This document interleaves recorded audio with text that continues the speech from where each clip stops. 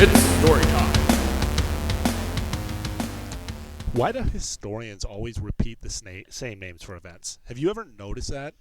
I mean, well, we repeat history, so now we repeat the same names. I don't guess know. that's true. However, there's no originality within the field at all. Think of the number of Bloody Sundays that are out there. That's true. That's true. I'll give you credit for You've that. got like the Bloody Sunday in the Civil Rights Movement, right? Like on the Selma Bridge, and then you've got Bloody Sunday in Russia, and then you've got like Bloody Sunday in Ireland, like in the 70s or something. Right. You know which one I'm talking about? That U2 wrote that awful song about it. I'm sorry, what? Yeah, U2, Bono, that guy. I know he who sucks. you're talking about. Yeah, no. Did you say sucks? Yeah, Bono sucks. The Edge seems fine, but I'm not feeling What's U2. wrong with you? Nothing. You're not feeling U2. Ever. Why? It's just like vapid bubblegum pop 50s music. Like the bad 50s music, not the good 50s you? music.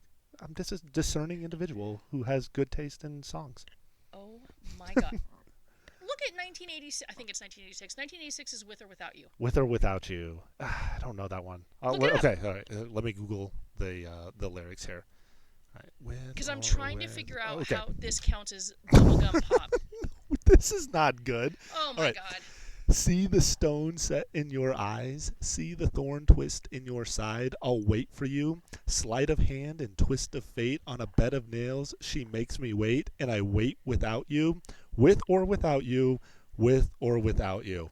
Great voice inflection there. Okay, so let's talk about how this is not a vapid or bubblegum song. When he talks about the idea that the stone sets in your eyes because her eyes are now lifeless in this relationship, that she feels nothing for him. I feel nothing for Bono. We are well aware, Matt. But that is not shallow. It's not good. It's definitely not good. There's nothing there. That he knows that he is a thorn in her side, that he literally knows that he causes her pain. Two things. All right, first, gym level Morrison poetry. Oh, good God. At best. Take a shot at the doors here. This is a 2-for-1. Also, Bono's been like the thorn in the side of humanity, so whoever this mythic woman is, at least she has good faith walking away from him. Okay, I know we need to get the podcast, but I think the fact that you were 3 years old when this song came out makes me a discerning individual. No! Yes, it does. It makes you a toddler. I have space. Well, it did. I might Yeah. also still be a toddler, but there's space. I don't have any good memories of Bono and U2. Nobody has any good memories of Bono or U2. However, there's space here for me to be critical. I just don't think you have enough historical context here. The whole thing is I do have historical context or contextualization because I understand the rest of the music that was going on around 1986 and understand this was some deep level stuff in comparison to what was out there. No way. We're moving on. I can't we even have talk to you move about on. this. I I'm can't even sure talk to you about this. Bono has a Google search alert for anytime his name comes up on the internet. So I'm sure he'll come at me and we'll just deal with it then. Oh my God. Ladies and gentlemen, welcome again to Storytime with the Historist, the podcast for world history students, teachers, and enthusiasts. It's world history, but told our way. And this week, we're going to conclude our examination of the Russo-Japanese War. Now, if you haven't listened to parts 1 or 2 of the series, Tinderbox and World War Zero, we highly suggest stopping by and listening to those first. But if you are the type of person who can hop right into the story, well, then we hope you enjoy part 3. The other Bloody Sunday. Sunday, Bloody Sunday. See, you do know the song. I know the song. It doesn't make it good. He is talking about violence and conflict in a terrible time period in Ireland, and you're like, oh, it's bubblegum pop. Podcast log. It's bad. All right. Where did we last leave off? So when we last left off with things, Russia was not doing too well on the battlefield. And in Russia itself, things are also starting to fall apart. Okay. So the Russians had just got some serious fade, both in the landward at Mukden and in the Straits of Tsushima, and this was really disastrous for the Russian psyche because Russia was coming at this entire war from that really ethnocentric, white man's burden, social Darwinism sort of perspective, which we talked about it a little bit in the first episode, and this is probably not the right time or place to get deep into that. I think we have a future episode in the slate. But But you're right. It does get into the whole white is superior, and the Russians view themselves as white. They certainly don't view themselves as Asian or Eurasian. Yeah. And so they're white, therefore they should be superior, just like the British were, just like the French Right. and everyone else, right? And now they're getting their butts handed to them. Exactly, by somebody who's not white. Now, there is this piece, though, that I do think it's worth getting into a little bit right here, because from a social Darwinist standpoint, there is this idea that the best civilizations are going to evolve the best traits to be successful in the environment, which would Right. just be the world. Japan had offloaded all of their traditional Japanese culture, we talked about in episode 1, through the Meiji Restoration, inloads all of the Western civilization, and unlike the Russians, they go all in with all of the necessary reforms, and so the end result is you have an Asiatic people living in an entirely Western civilization, beating a group of people who are not fully Westernized. So That's some junk high-level thinking there, theory, Matt. High-level thinking. but some kernel of truth there. That is true. You're right. All right. All right. So Russia is getting crushed. Yes. I think crushed is the only way that you can say it. And so that's bad. Yeah. Well, it's bad for Russia. It's, It's great bad for Japan. Russia. You know who it's specifically who it's bad for, though, is Tsar Nicholas. Who let's Tsar Nicky. If you be a child, we're gonna refer to you as a child. Well, in all fairness, like he even when he ascended to the throne, he knew he wasn't ready. He was young, and so it's not like he ever denied that. No. I mean, this is a reluctant leader at best, and he had a lot of animus towards the Japanese at the start of the war, to the point where I was like a little curious about Why the anger why was there. are you so Yeah. angry, man? Why? And I came across this crazy story that I want to tell you. It's called the Atsu incident. All right, are you ready for this? This is Yeah, like I've never heard about this. I'd never heard about this either. I started where all good stories start, like on the internet, and I came across this thing, this event that occurred in 1891. So here we go. So in 1891, then Crown Prince Nicholas II went on a state trip to Japan, in part to celebrate the opening of the Trans-Siberian Railroad, which was a pretty huge big win for Russia. Yeah, This huge absolutely. win. Yeah. And Nikki loved this trip. So he was feeling This Japanese is culture. white boy summer. He goes there. He's buying all the fashion. He's wearing the clothes. He even gets a Japanese tattoo of a dragon.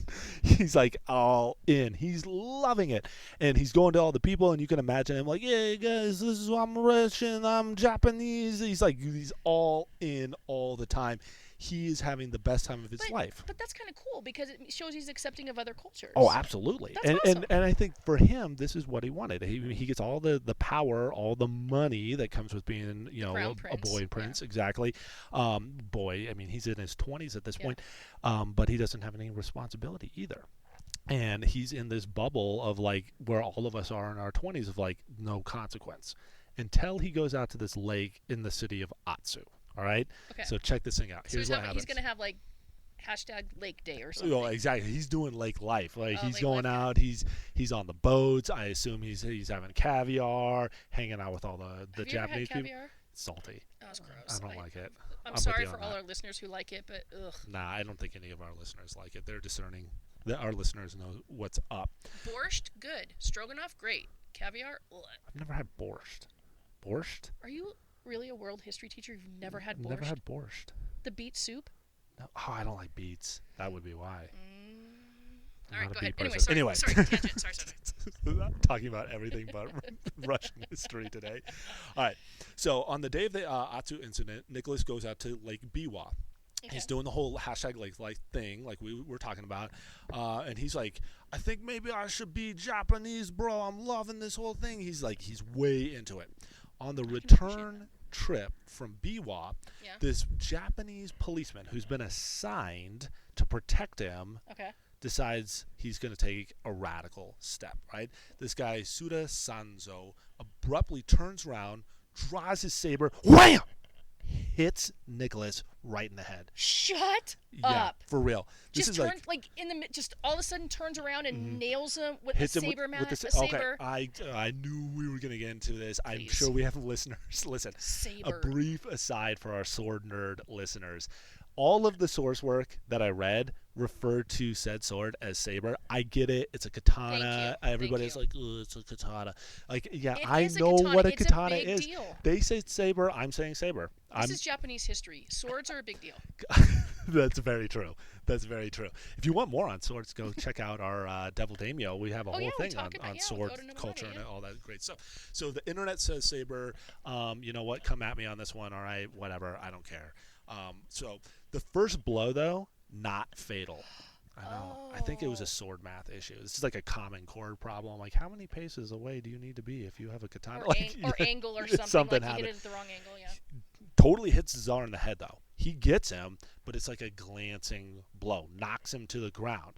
All right, Sanzo comes over to deliver the death swing, raises up, brings down the sword. You can imagine Nikki there, Like you know, free. Oh my god, I can't even imagine. hands up, probably pointing at his tattoo, like I'm like you, bro. Like he's like doing the Should whole not be thing. laughing in a time like this. Okay, go No.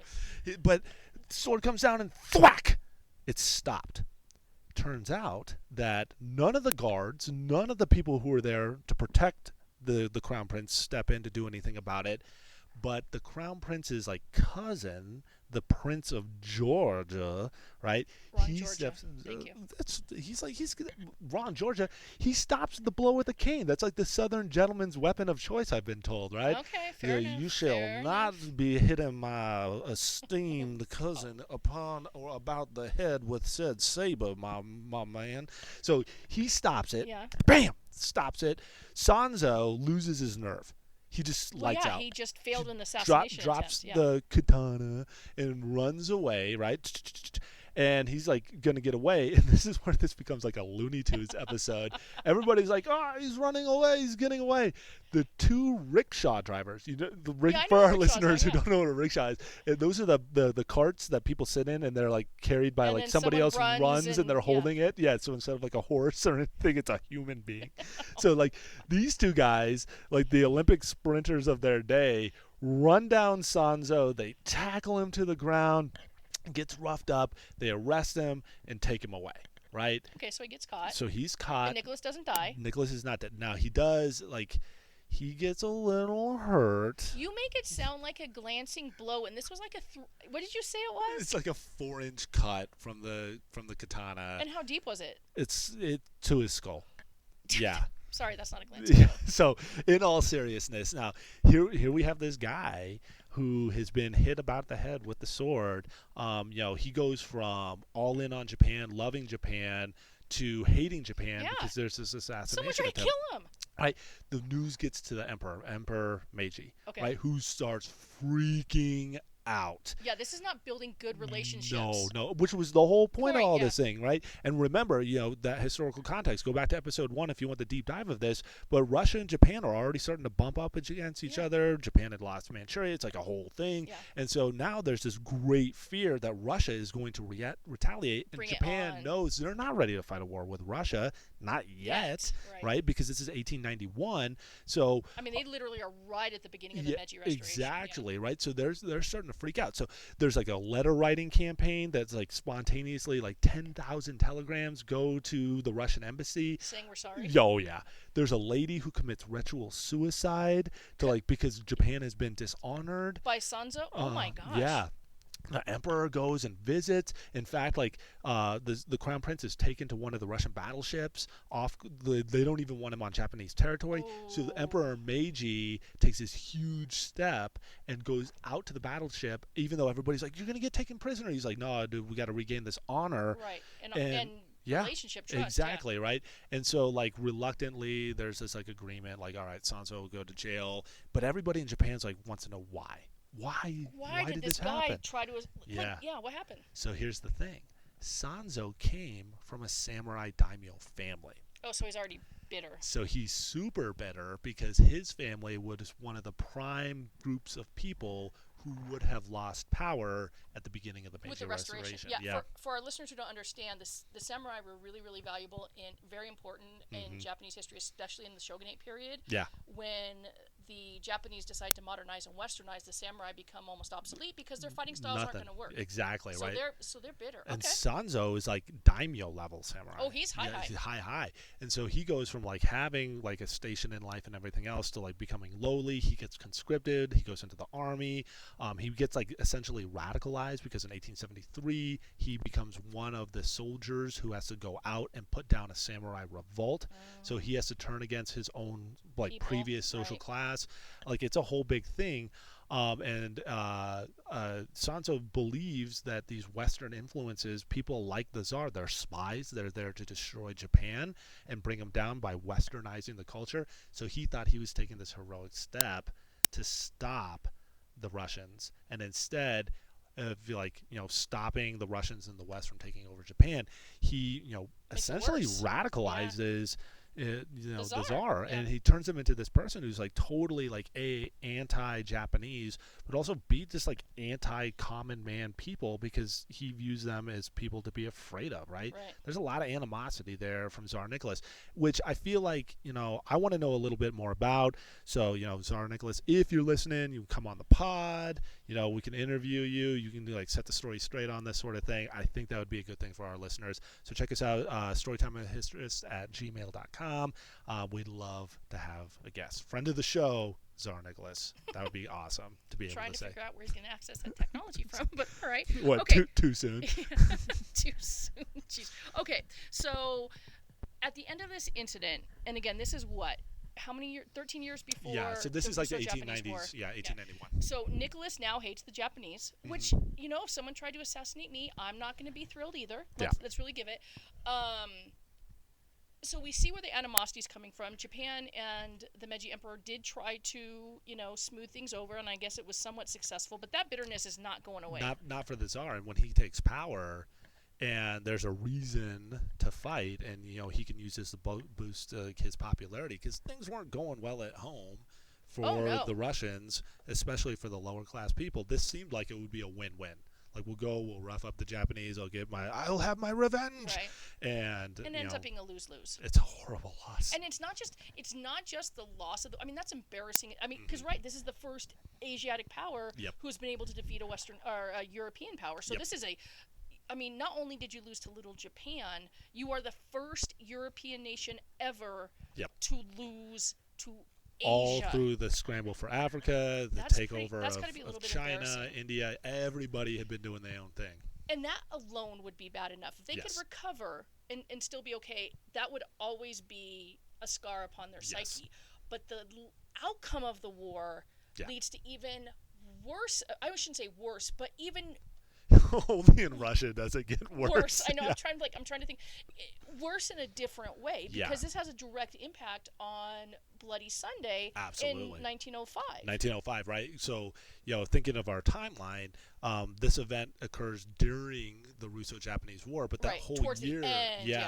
that whole year of 1905, we will go from like fighting the war, Russians getting beat down repeatedly, suing for peace, and this whole time the Russian people are super angry, but they're not angry at the Tsar, and that's where I think this is like another like not during the war, right? Distinctly Russian tale of like how things get really bad to worse. So, Bloody Sunday, what happened? So, as a result of losing the war, there's a couple of things. So, as a result of losing the war, right, there had been a ton of resources diverted for the war effort, and you lose. People, ordinary citizens, are willing to divert to war efforts if you win. Yes. But if you have food shortages or supply shortages for a war that you lose, right, now things are a little bit more difficult. Yeah, because these people have nothing, and now they're giving a large percentage of their nothing. So, I think that there's some sort of hidden math problem in there. I don't know what percentage of zero you can give, but the Russian people were being asked to make sacrifices, and they already didn't have anything to sacrifice. They didn't have to begin with, and now you lose, and there's nothing in return. And so in January of it is January of 1905, the Russian people start to protest. They're tired. They have lived in misery long enough. Their technology is outdated, evidenced by the Russo-Japanese War as Yep. well. They don't have enough food. Even the people working in the factories, which was technically a step up from like the peasants in the countryside, their working conditions are terrible. Yeah. Like everything just sucks for the Russian people. Yeah, they want change. Yeah, and so in 1905, they engage in a peaceful protest, right? Father Gaban Yeah. and go to the Winter Palace, and all they're trying to do is let Nicholas know that, dude, things got to get better. You got to help us. You're the czar.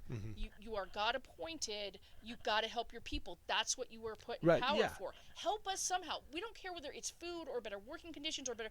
Help us. We can't keep living in this misery. Literally. Yeah, like Literally. This is not a joke, people. This is not like first world. This is serious misery. There's very few people on planet Earth are living lives this bad Right. at this point in time. Yeah, and you talked about this guy Gapon and his leading of the movement. What's crazy is to think about how this ends. Gapon was like friend of the Tsar. Yeah, wasn't he? He's a priest. He's a priest, and the organization that he had helped create, this protest group organization, had been infiltrated. Not even like infiltrated, was like basically known by the secret police of the Russians. I'm trying. What's the apparatus? That knew about them, the Okrana. Right. There it is. I knew I'd eventually get it if I just waved my Wave long hands enough wildly and enough at my microphone.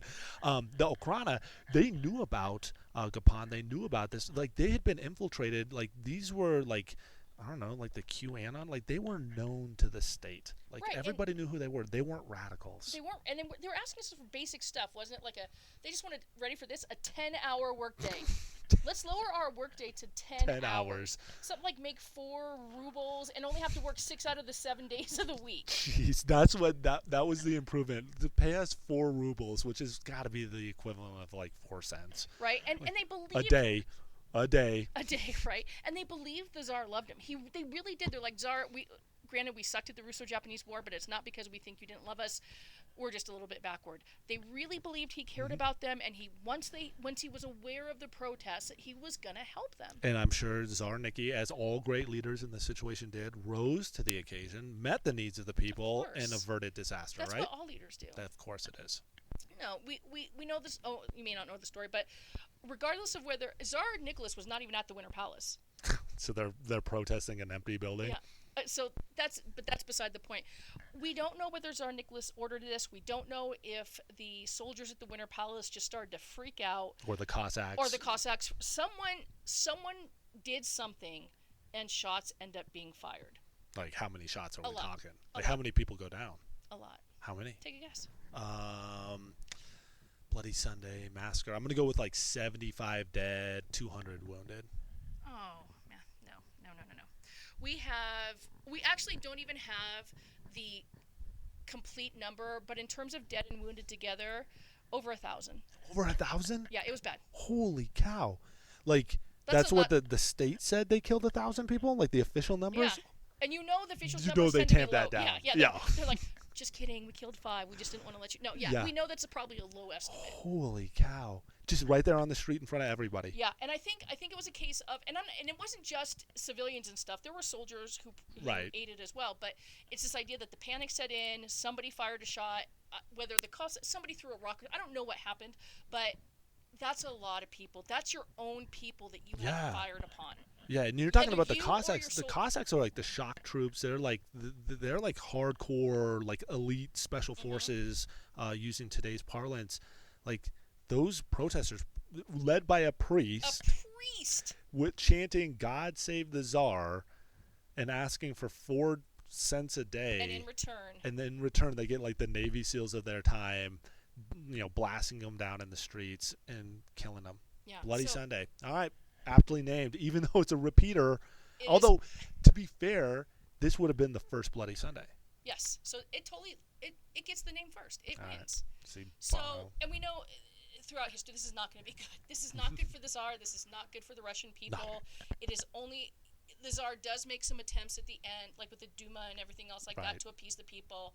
it inevitably doesn't work because we see a huge, even the bigger revolution in 1917. Right. Well, the trust is lost. Oh, yeah. And that's like the irony. And I think, this is where the Atsu incident and some of these, his past, his grandfather famously had been assassinated Right. after enacting a series of reforms, the 1861, reforms, land reforms, abolishing the serfdom. And what did he get from that? He got blown up. Right, right. And by the way, which Nikki was brought into the room as a young child under the age of 10. Yeah. And they're like, say goodbye to Grandpa. And they like walk him into the room, and he's got like no arms or legs, and he's like, whoa, whoa. And like the last thing apparently that his grandfather told to this little boy prince who's gonna one day lead the largest empire on planet Earth, he's like, whoa, don't trust the people. And he's like coughing up his lungs, and he just looks like a talking pile of hamburger. That sounds like a formative event to me. I think so. And then it's reinforced when he goes to Right. Japan and someone swings a sword at his head. And then, this group of people show up and they all get blasted and killed. This is a guy who already, like we said, didn't want to be. Wasn't ready, an emperor, didn't want to do it. And now surrounding his early life and early reign, years, right. yeah, he's got all of these horribly violent incidences where he perceives that the world is out to get him. Right, that he's paranoid, right? Yeah, paranoid is the perfect word. The people are out to, everybody's out to get him. Gonna get whether him. it's his own people, whether it's foreigners. And so you kind of understand the protective attitude that he surrounds himself with. Maybe this is why he didn't make changes. Maybe this is why he didn't listen to the Duma, which was the legislative advisory body after the 1905 Bloody Sunday event. And then in 1917, when things were even getting real, he's like, I'm done. Fine, I quit. He quits. He's out. I mean, it also helps us understand why he would turn to a stinky bog wizard from Siberia to help, advise him and his family. But if you want to know more about Rasputin, you got to come to class. Yes, you do. You got to catch the live show. Seriously, I don't know. That's like a deal with the devil kind of guy, right? Things that should have killed him didn't, and that's a little frightening. Right. And see, that's a great man. Bono sucks. Rasputin. That's a band. Got stuff done. Rasputin. It's not a band. It's just a guy. You said a band. Oh, it's a man. Okay. Man, yeah, I've no. never heard of Rasputin. No, he's got a cool song. He's got a cool song. Oh, but yes, I've seen it. The 1970s. Yes, rah rah Rasputin. We'll put that in the notes. About Yeah. I can't remember the band who sings it, but you got to watch it. It's horribly bizarre. It is so bizarre, but. All right, so that's the story of the other Bloody Sunday. So by the end of the Russo-Japanese War, Japan is feeling pretty good about itself. It's got a foothold in Manchuria, and we know they're going to take off to China from Manchuria. Russia has lost a war. Their people have revolted in 1905 after Bloody Sunday. It's like a graph trending in two different directions. Onwards and upwards with Japan and downward spiral for Russia. It's weird because by mid-century, they'll flip. Yeah, they totally flip. They'll flip, and Japan will totally get swatted down in World War II, and Russia will be one of the swatters, not the swatties, and the rest of the 20th century is mapped out by that conflict between the Russians and the United States. So yeah, it's kind of this crazy, bizarre story, but in a lot of ways, this entire tale of the Russo-Japanese War really is a microcosm of what the 20th century will be. Oh yeah, absolutely. Modernization and technology and untold amounts of violence and economic strife and cross-cultural misunderstandings. Yep. It's really, you can understand why this event gets termed World War Zero. So in a lot of ways. Russia and Japan for starting off the 20th century with a bang. Best century to kill people, without a doubt. Seriously. All right. Well, if you liked our podcast, you can follow us on Spotify, iTunes, where Google. else? I did a search the other day. We're out there. We're on Google? Yeah, we're on Google Podcasts now. All the independent ones, it's out there. So make sure you find us. Definitely make sure we got to get the Instagram going back up and running. Yeah. We've been bad about the Instagram, so we'll get Instagram back up and running. And next episode we'll hit the season finales for season 2 with a crazy story in and of itself. So I'm looking forward to that one. So make sure you guys tune in. All right. Well, thanks again for listening to us. And as always, continue to listen and support us if you can. And until next time, we will see you later. Bye.